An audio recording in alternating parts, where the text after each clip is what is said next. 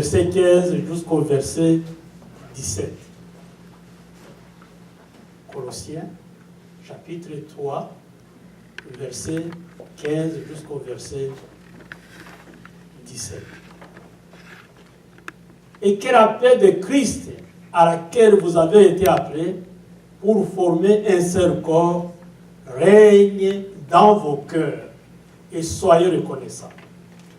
Que la parole de Christ habite parmi vous abondamment.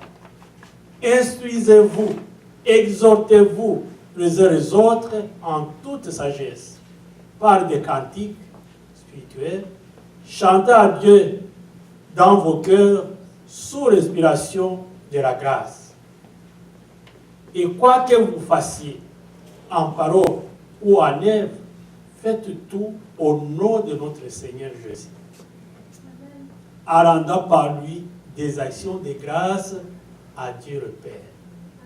Amen. Une minute d'acclamation à la parole de Dieu.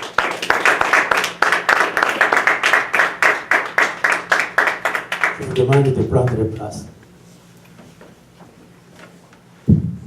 Alléluia. Voici comment la parole commence. Cette parole que nous venons de lire.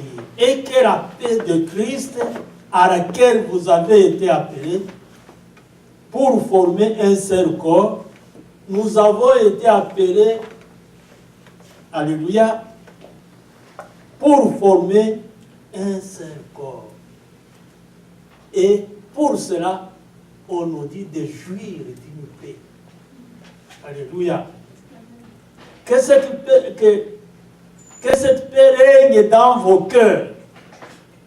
Que cette paix ne vous quitte pas. La paix. Que cette paix règne dans vos cœurs.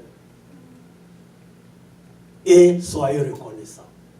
Qui peut ne pas être reconnaissant lorsqu'on a une paix? Une paix comme celle-ci donnée par Dieu. Une paix donnée par le Fils de Dieu. Et il continue que la parole de Christ habite parmi vous abondamment. Nous ne pouvons pas, quelqu'un qui n'a pas la parole dans sa vie, dans son cœur, dans tout ce qu'il fait, il ne peut pas avoir la paix. Les gens que vous voyez qui ne connaissent pas, ils n'ont pas la paix. C'est pourquoi vous apprenez qu'il a tué quelqu'un, vous apprenez qu'il a bousculé quelqu'un. Parce qu'il n'a pas la parole dans son cœur.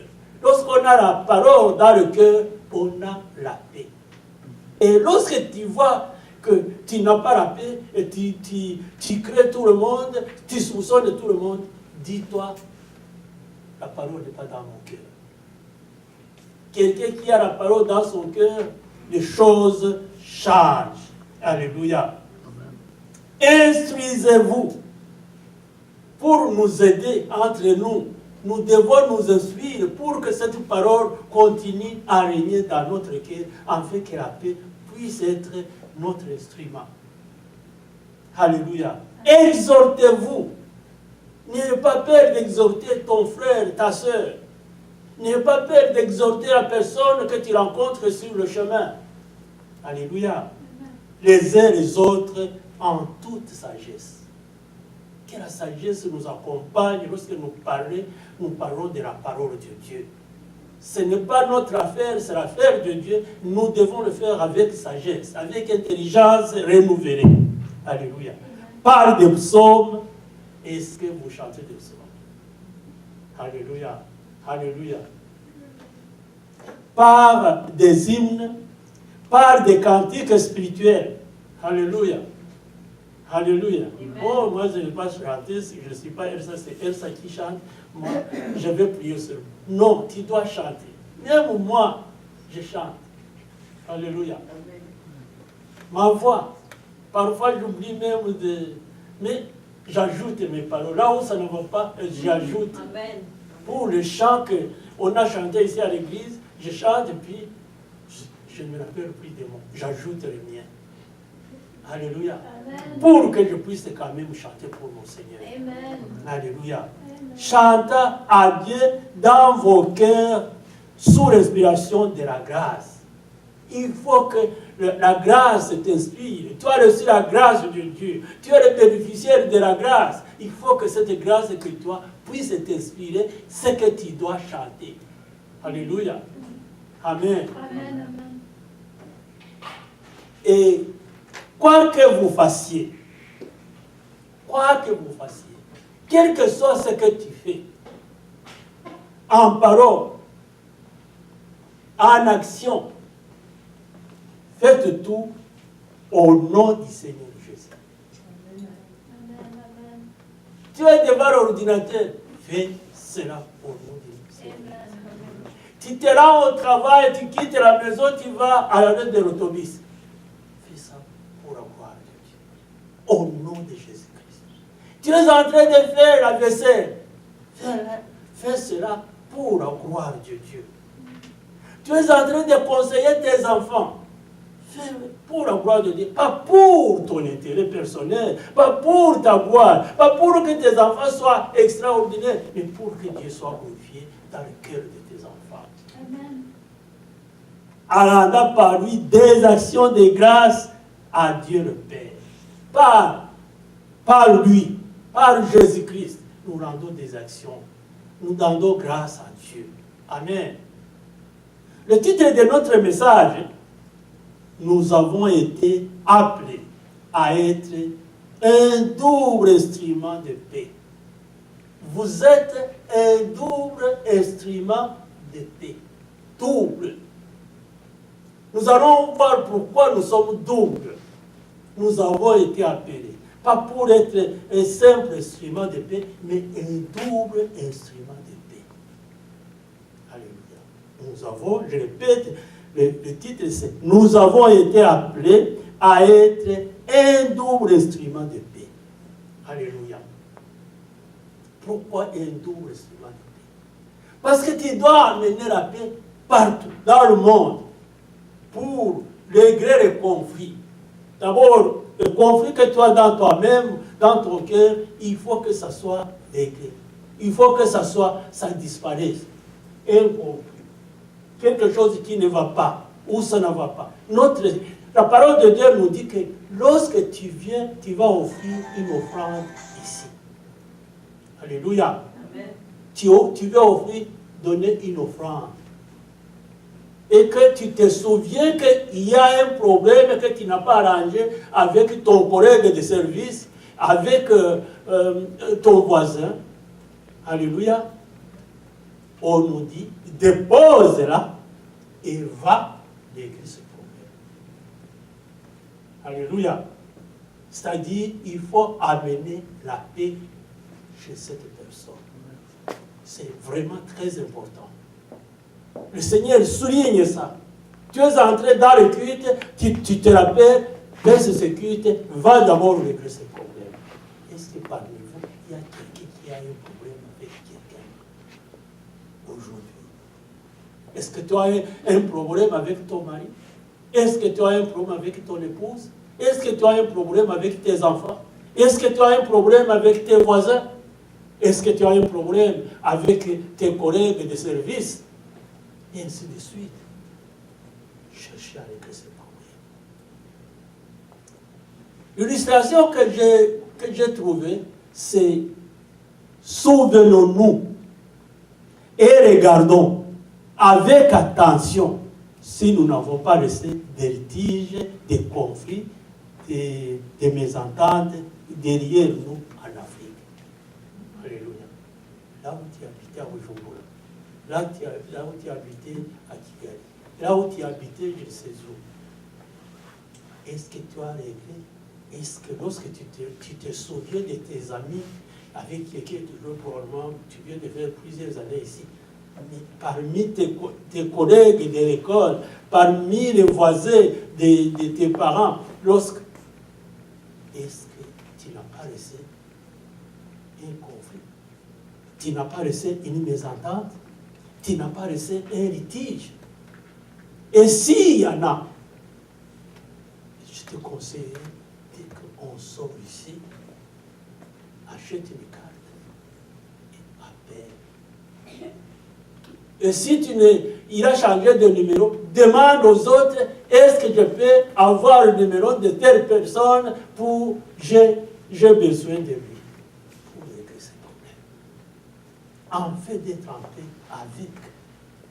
avec nous, en fait d'avoir la paix, en fait d'apporter la paix à ceux qui sont guéris, que nous avons laissés derrière. Alléluia. Achetons. Nous devons régler ces problèmes-là. Alléluia.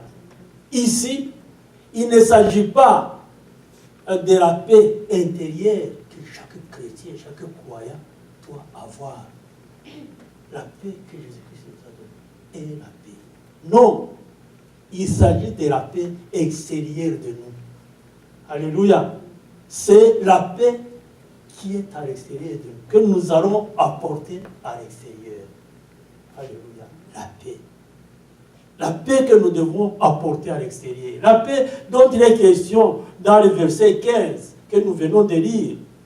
Il ne s'agit pas de la paix intérieure que peut connaître le croyant chrétien, mais de la paix réconciliation. La paix réconciliation. Tu dois te réconcilier avec les gens avec lesquels ça ne va pas. C'est une recommandation, c'est une demande, Dieu te le demande. Tu dois réconcilier les gens qui sont autour de toi, qui sont en conflit. Tu peux avoir des amis qui sont en conflit. L'un vient de toi, il te raconte à l'école. Un pasteur. À l'école, il y a autour de toi, il y a des amis qui sont en conflit. Et toi, ça ne me regarde pas. Mais tu es chrétien, tu dois les unir, tu dois les mettre ensemble pour qu'il y ait la paix au milieu d'eux. Nous sommes des artisans de paix. Alléluia. Dans le temps, il y avait des écoles artisanales au Rwanda et au Burundi, au Congo, qui sont devenues des écoles professionnelles. Au début, lorsqu'ils ont commencé, c'était des écoles artisanales. C'est-à-dire, on apprenait à coudre les habits, on apprenait à faire les chaises, on apprenait à faire les choses dont on avait besoin à l'époque. On les formait là-bas. Ils étaient des artisans. Nous aussi, nous sommes des artisans de paix. Nous devons fabriquer la paix. De nous doit sortir la paix. Et lorsque tu te trouves au milieu des gens, on te trouve comme une femme de paix et un homme de paix, comme Isaac. Isaac, c'était un homme de paix. Il a creusé pour avoir de l'eau, avec ses serviteurs ont creusé, ils ont trouvé l'eau pour le bétail. Les gens ils sont venus, non, ça c'est notre terre. Il est allé ailleurs encore. Et le berger dit, mais tu es calme, tu es mou. Nous avons un chef mou, notre patron est mou. Il ne parle pas, il essaie. Et un jour, il a déménagé, il est parti, en dehors de ce territoire. Et lorsqu'il est arrivé à l'endroit, il a encore trouvé l'eau. Les gens ont appris. Cet homme, c'est un homme de paix. Savez-vous que le roi, son secrétaire, tous les staffs sont allés le trouver pour lui dire, nous avons trouvé que tu es un homme de paix et que tu vis avec Dieu. Nous voulons aussi que tu pries pour nous, pour que nous ayons la paix. Alléluia. Lorsque les gens te font mal et que tu vois que tu les laisses, et la deuxième fois, la troisième fois, la quatrième fois, un jour ils vont dire, cet homme, il n'est pas comme nous. Il connaîtra ce qui habite en toi. Alléluia. Nous devons chercher à être des personnes de paix. Alléluia. Cette paix doit présider à la prise de décision. Avant de prendre la décision contre quelqu'un, pour quelqu'un, ça doit présider. Cette paix, est-ce que je cherche la paix pour cette personne ou bien la décision que je vais prendre, ça va nuire à quelqu'un? Attention à nos décisions. Je ne lui parlerai plus.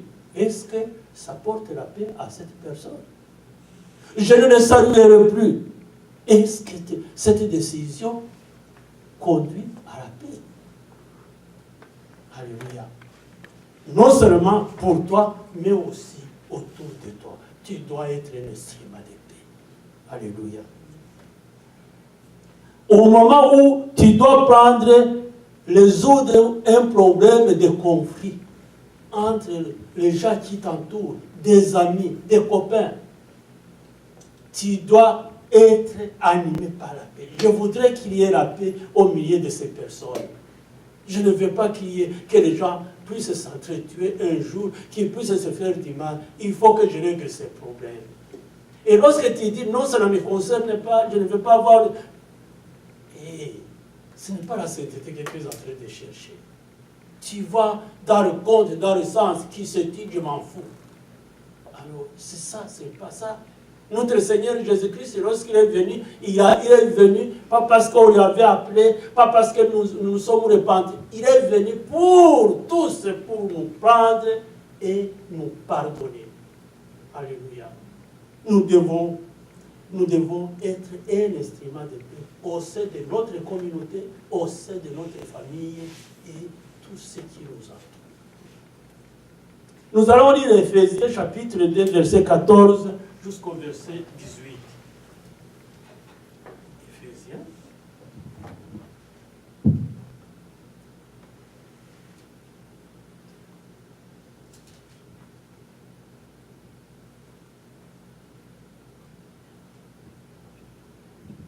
Éphésiens chapitre 2, verset 14 jusqu'au verset 18. Car il est notre paix, lui qui de deux en a fait qu'un, et qui a renversé le mur de séparation d'inimitié, et a anéanti par sa chair la loi des ordonnances dans ses prescriptions, en fait de créer à lui-même avec les deux un seul homme nouveau, en établissant la paix, et de réconcilier l'un et l'autre en un seul corps avec Dieu par la croix, en détruisant par eux l'inimitié. Il est venu annoncer la paix à vous qui étiez loin et la paix à ceux qui étaient près. Car par lui nous avons les uns et les autres accès auprès du Père dans un même esprit. Alléluia. Regarde ce que Jésus-Christ a fait. Il a réconcilié. Lorsqu'il est arrivé au temple de Jérusalem, il y avait un mur. Un mur qui séparait les Juifs et les non-Juifs. Ils ne peuvent pas nous approcher. C'était la loi de Moïse. La Bible nous dit que Jésus-Christ est venu compléter les Écritures de l'Ancien Testament. Il n'est pas venu pour expliquer. Mais il y a certaines choses qu'il a cassées où il a dit mettre l'ordre pour que les choses marchent comme il faut. Notamment ce mur. Il a été contre ce mur et c'est pourquoi il est allé jusqu'à la croix. Pour qu'il y ait une unité entre les Juifs et les non-Juifs. C'était vraiment très important pour que les gens entendent. Pourquoi? Pour que on ne puisse plus parler. Celui-là, c'était le grand peuple de Dieu qui s'appelle Israël, les autres non. Il est venu pour que tout le monde puisse avoir accès à Dieu. Et que nous tous, nous puissions parler le même langage, en passant bien sûr par lui. Alléluia. Alléluia.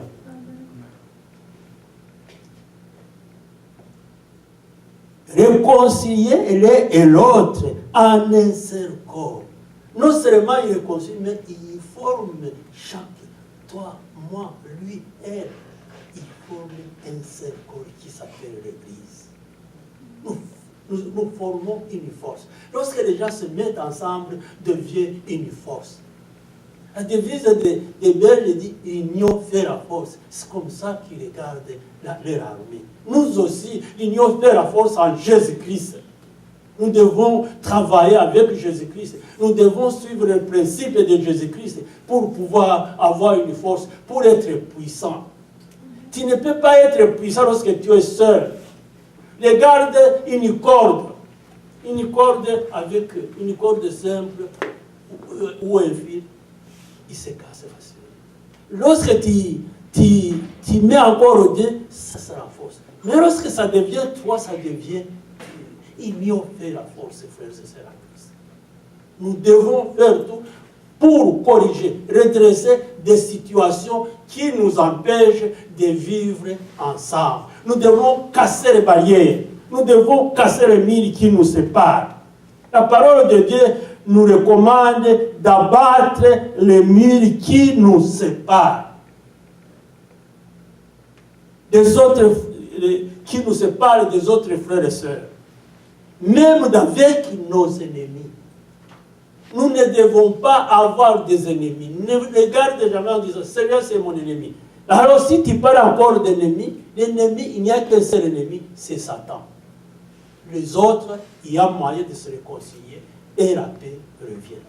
Si chacun dit, moi j'apporterai la paix à toutes les personnes que je rencontre, à toutes les personnes qui me cherchent du mal, moi je ferai tout pour qu'il y ait la paix, tu y parviendras.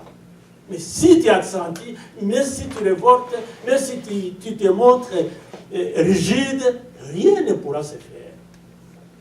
Rien ne pourra se faire. Imitons notre Seigneur, qui tout en complétant la loi de Moïse, il y a beaucoup de choses qu'il a cassées pour instaurer l'unité. Il y a des choses qu'il a cassées pour instaurer l'unité. La femme n'avait pas la parole en Israël. Lorsqu'il est arrivé, il s'est entouré avec les femmes. Il les a bénis. Et les femmes trouvaient la joie. Ils étaient opprimés. Ils ont trouvé aussi la liberté de s'exprimer. Alléluia. Alléluia. Amen. Il y a beaucoup de choses qu'il a cassées pour former, notamment le mur du temple qui séparait juifs et non-juifs. Ça a été quelque chose qui a été cassé par sa mort. Il a dû livrer son corps à la mort pour annuler ce qui faisait d'eux des ennemis. Mépris. Ils ne sont pas comme nous. C'est nous le peuple supérieur. C'est nous qui sommes. C'est nous qui... Jésus-Christ a banni tout cela pour que Dieu soit glorifié dans la vie de toutes les personnes qui le veulent. Alléluia. Il est allé vers les étrangers. Ces étrangers, c'est nous. Il nous a amenés aussi pour que nous puissions en bénéficier. Il n'y a plus de séparation pour Jésus-Christ. Il n'y a plus de supériorité pour Jésus-Christ. Il n'y a plus de prépondérance pour Jésus-Christ. Nous sommes tous les mêmes et il nous bénit de la même manière lorsque nous demandons, lorsque nous nous humilions et que nous approchons de Jésus-Christ. Tout est possible. Alléluia. Amen. Alléluia. Amen. Il a réconcilié les uns et les autres avec Dieu et les a unis en un seul corps. Voici quelque chose encore. Réconcilier les hommes avec Dieu. Est-ce que tu joues ce rôle? Et pourtant, c'est la mission de chacun de nous pour réconcilier Dieu avec les hommes. Est-ce que toutes les personnes que tu rencontres, tu oses lui poser la question pour lui le réconcilier avec Dieu? Est-ce que tu réconcilies toutes les personnes que tu rencontres? Ou tu as peur? Et qu'est-ce qu'il va dire? Comment il va me regarder? Comment il va commenter? Non, ce n'est pas ton problème. C'est comment? De toute façon, nous sommes dans un monde libre. Lorsque tu rencontres quelqu'un, il a une marchandise à te proposer, il ne va pas hésiter à te donner un papier. Voici, il y a des choses qui se vendent. Lui, cela. Probablement, ça peut vous aider. Tu prends, que tu veuilles ou pas, tu prends ce papier, tu vas dire, qu'est-ce qu'il est en train de me dire? Nous aussi, c'est ça que nous devrions faire pour réconcilier les hommes avec Dieu. Alléluia. J'ai parlé de longtemps pour le pamphlet, pour donner aux gens. Lorsque tu ne sais pas parler, au moins tu donnes une bouquille. Il va le jeter probablement, ce n'est pas ton problème. S'il le jette, tant pis pour lui. Mais il y a quelqu'un d'autre qui va le ramasser. Je vais vous brosser rapidement une histoire que j'ai lue. Quelqu'un qui a dit, je ne veux pas que le jour de ma mort, on puisse parler de religion, des enterrements, m'emmener dans l'église, prier. Je n'en veux pas. Respecter mes instructions. Lorsque je vais mourir, il est mort. On l'a amené au cimetière. Les gens se regardent. Mais il faut se réconcilier. Il faut consoler les gens. Il faut un petit mot de consoler la famille. Qu'est-ce que nous allons dire sans parler de Dieu? Les gens se sont regardés. Pendant longtemps, avant de faire descendre le cercueil dans la fosse. Quelqu'un est avancé vers la famille. Est-ce que je peux dire les mots? Oui. Et qu'est-ce qu'il a dit? Dieu a aimé le monde, il a donné son Fils unique, enfin, que celui qui croit en lui ne périsse point, mais qu'il ait la vie éternelle. Après avoir lu cette parole dans la Bible, nous avons prié. Ils ont prié pour la famille. Pas pour la personne qu'on enterre, effectivement, on ne prie pas pour les morts. Il a prié pour la famille qui reste. Et puis c'était fini. Une semaine après, 2 semaines après, il rencontre un gardien de cimetière qui va dire, bonjour monsieur, vous ne me connaissez pas, mais j'étais là lorsque tu as prononcé la parole. Est-ce que Jésus-Christ est mort aussi pour moi? J'ai découvert que Jésus-Christ est mort pour moi. C'est quelque chose de spécial que je viens d'apprendre. Mais il y a on disait cela pour quelqu'un qui vient de mourir, qu'on va enterrer, qui a dit ne parle pas de cela. Mais il y a quelqu'un qui a pris cette parole, qui l'a amené à accepter Jésus-Christ comme sauveur et Seigneur de sa vie. Alléluia. Alléluia. Tu donnes un papier à quelqu'un, il le jette dans la poubelle. Ces gens-là qui vont chercher la nourriture dans la poubelle, il va ramasser ces papiers. Tiens, il y a quelqu'un aussi dans ma vie qui m'aime, qui veut me faire du bien. Il va changer à cause d'un papier qui vient de ramasser dans la poubelle. Alléluia. Et rien ne se perd. Pendant que celui à qui tu as donné, il a jeté, celui qui est allé, qui n'était même pas supposé faire quelque chose, c'est lui qui va venir au Seigneur. Grâce à ce papier que tu as donné à celui qui a refusé. Mais il y a un autre qui en a profité. Si tu n'oses pas parler, au moins donne un papier, un tout petit peu, un petit papier. Ça va être jeté, mais ça sera ramassé par quelqu'un d'autre qui cherche Jésus-Christ, qui veut se convertir, qui veut vivre avec Jésus-Christ. Alléluia. Alléluia. Il a réconcilié les uns et les autres avec Dieu et les a unis en un seul corps. Le projet de Dieu, je vais vous dire, écoutez-moi s'il vous plaît. Le projet de Dieu n'est pas simplement de l'intégration de non-croyants à la famille chrétienne. Dieu, les gens, ils sont intégrés à la famille. Ce n'est pas ça le projet, seulement le projet. Mais le projet de Dieu, il veut faire une nouvelle humanité. Alléluia. En amenant ceux qui ne faisaient pas l'humanité des chrétiens, l'humanité de Jésus-Christ, tu les amènes, il devient une nouvelle humanité. Dieu veut créer une nouvelle humanité qu'on appelle la société de Jésus-Christ, la famille de Jésus-Christ. Alléluia. Et cela, nous devons jouer un rôle important. Parce que Jésus-Christ avait commencé, puis il est monté au ciel et a dit, celui qui croit en moi, c'est lui qui doit continuer la mission que j'avais. Et lorsque tu ne le fais pas, tu n'as pas fait la continuité de la mission. Alléluia. La continuité de la mission. Alléluia. Mais créer à partir de tous ceux qui sont unis en Christ une nouvelle humanité.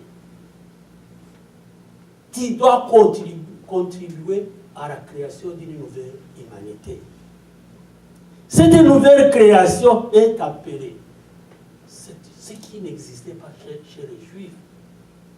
Il s'appelle, nous allons être appelés cette humanité, cette nouvelle création, peuple de Dieu, famille de Dieu, temple saint. Tu dois contribuer à construire un temple saint. Pas un temple construit par les hommes, mais un temple construit par Dieu. Les éléments qui vont construire ces temples, ce sont les éléments qui descendent du ciel, qui passent par nous pour pouvoir construire un grand temple. Alléluia. Alléluia. Israël n'avait pas toutes ces qualifications que je viens de donner à cause de la loi de Moïse. Jésus-Christ n'était pas encore là. Ça, ce sont des éléments qui sont venus avec celui qui est venu du ciel, que nous appelons notre Seigneur Jésus-Christ. Alléluia. Alléluia. Nous avons été appelés à être un double instrument de paix. Lisons dans en Romains, chapitre 3, verset 10 jusqu'au verset 17. Romains, chapitre 3, verset 10 jusqu'à 17. Voici pourquoi nous sommes double instruments. Parce que nous devons faire en sorte que les gens qui ne connaissent pas Dieu, les gens qui ne sont pas en réconciliation avec Dieu, les gens qui ignorent Dieu, pour qu'ils le connaissent. Ça, c'est le premier rôle. Le deuxième rôle, nous devons empêcher les gens d'être en conflit entre eux. Nous devons nous empêcher nous-mêmes pour que nous puissions voir un conflit, une mésentente avec les autres. Je viens de vous dire d'appeler en Afrique, si tu as laissé les tiges pour que tu règles ces problèmes. Alléluia. Avec un collègue de l'école, avec une collègue de l'école, si tu travaillais avec un collègue de service, il faut que ce soit réglé. Bien sûr, ici aussi, tu dois le faire. Je lis Romains chapitre 3, verset 10 au verset 17. C'est vrai qu'il est écrit, il n'y a point de juste, pas même un seul, ni il n'est intelligent, ni il ne cherche Dieu. Tous sont égarés, tous sont pervertis. Il n'en est aucun qui fasse le bien, pas même un seul. Leur gosier était sépulcre ouvert. Ils servent de leur langue pour tromper. Ils ont tous leurs lèvres un venin d'aspic. Leur bouche est pleine de malédictions et d'amertume. Ils ont les pieds légers pour répandre le sang. La destruction et le malheur sont sur leur route. Ils ne connaissent pas le chemin de la paix. Ça, c'est pour chaque homme. Toi, moi et tout le monde. Personne. Alors, si Dieu t'a fait faveur de venir à lui, de sortir de cette situation, souviens-toi que les autres aussi en ont besoin. Notamment ceux qui commencent par ton Jérusalem, en commençant par ton mari, en commençant par ton épouse, en commençant par tes enfants, en commençant par ton père, en allant vers ta mère, en allant vers ton frère. Il faut que ces gens soient réconciliés avec Dieu.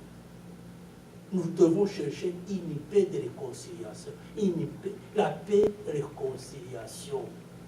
Alléluia. Nous devons réconcilier l'homme, tout homme, sans exception, avec Dieu. Nous devons régler les conflits autour de nous, sauf ce que nous n'avons pas vu.